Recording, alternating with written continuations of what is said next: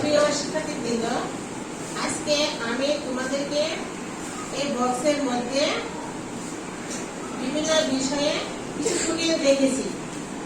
তোমরা তোমাদের ইচ্ছা মতো টুকিয়ে নেবে এবং ওই বিষয়ে তোমাদের ইচ্ছা মতো বলবে। Just 3 minute or 4 minute.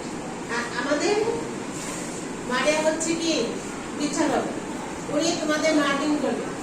যে ভালো মার্কস পাবে সর্বোচ্চ সে ফার্স্ট, তারপরে সেকেন্ড, তারপরে থার্ড, এভাবে আমি নির্বাচিত করবো। কেমন?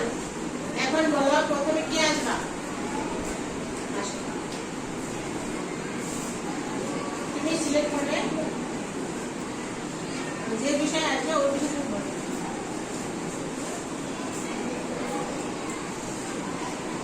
আমার বিষয়টি হচ্ছে বঙ্গবন্ধু শেখ মুজিবুর রহমানের শিক্ষা জীবন। বঙ্গবন্ধু শেখ মুজিবুর রহমান আমাদের জাতির পিতা। তিনি দীর্ঘদিন সংগ্রাম ও সাধনার মধ্য দিয়ে আমাদের এই স্বাধীন বাংলাদেশ এনেছেন। বঙ্গবন্ধু শেখ মুজিবুর রহমান এর পিতার নাম শেখ লুৎফর রহমান এবং মাতার নাম শেখ সাহেরা খাতুন। বঙ্গবন্ধু শেখ মুজিবুর রহমান 1920 সালে 17 মার্চ গোপালগঞ্জ জেলার টুঙ্গিপাড়া গ্রামে জন্মগ্রহণ করেন। বঙ্গবন্ধু শেখ মুজিবুর রহমান 7 বছর বয়সে ভর্তি হন মাদানা প্রাথমিক বিদ্যালয়ে এবং তিনি গোপালগঞ্জ থেকে ন্যাশনাল প্রাথমিক বিদ্যালয়ে ভর্তি হন। সেখান থেকে তিনি 1942 সালে মেট্রিক পরীক্ষায় পাশ করেন এবং এসএসসি এবং বিএ ডিগ্রি লাভ করেন। বঙ্গবন্ধু শেখ মুজিবুর রহমান ঢাকা বিশ্ববিদ্যালয়ে উত্তীর্ণ হন এবং তিনি ছোটবেলা থেকে রাজনৈতিক দিকে যোগ দেন। বঙ্গবন্ধু শেখ মুজিবুর রহমান পাকিস্তানিদের হাত থেকে বাংলাদেশ মুক্ত করতে 1966 সালে 6 দফা আন্দোলন করেন এবং আন্দোলনে পাকিস্তানিরা গুলি চালান। বঙ্গবন্ধু শেখ মুজিবুর রহমানকে পাকিস্তানি সরকার কারাগারে বন্দী করেন এবং কারাগার থেকে মুক্ত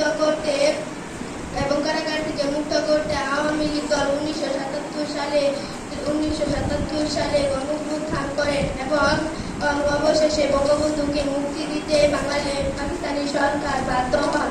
বঙ্গবন্ধু শেখ মুজিবুর রহমানের আওয়ামী লীগ দল 1970 সালে জয়ী হলেও পাকিস্তান সরকার তাদের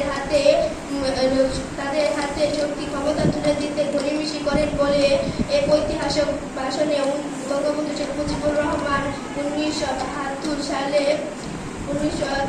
7 মার্চ বাঙালি জাতিকে যুদ্ধের জন্য প্রস্তুত হতে বলেন এবং 25 মার্চের রাতে পাকিস্তানিরা ঢাকায় নির্মম হত্যা চালায়। এই প্রতিবাদে বঙ্গবন্ধু শেখ মুজিবুর রহমান একে 6 দফা আন্দোলন এবং 1969 সালে গণঅভ্যুত্থান করেছিলেন। এরপর তিনি দীর্ঘ 9 মাস ব্যাপী যুদ্ধের পরে আমাদের এই স্বাধীন বাংলাদেশ এনেছেন। আর এই সব কিছু সম্ভব হয়েছে আমাদের জাতির পিতা বঙ্গবন্ধু শেখ মুজিবুর রহমান এর কারণে। তিনি হলেন আমাদের শ্রেষ্ঠ বাঙালি। এই বলে আমি আমার সংক্ষিপ্ত বক্তব্য শেষ করছি।